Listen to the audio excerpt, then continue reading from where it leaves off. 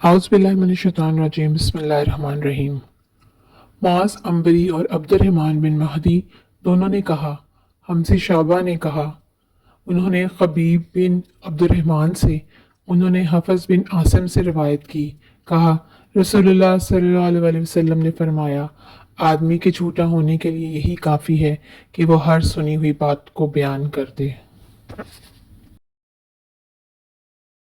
علی بن حفص نے شعبہ سے، انہوں نے خبیب سے، انہوں نے حفص بن عاصم سے، انہوں نے حضرت ابو ہریرہ رضی اللہ تعالیٰ عنہ سے، انہوں نے نبی کریم صلی اللہ علیہ وسلم سے اس کی مانند روایت کی۔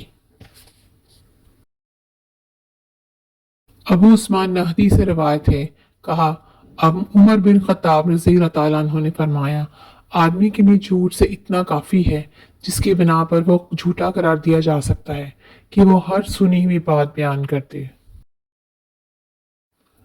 صحیح مسلم حدیث نمبر 7، 8 اور 9۔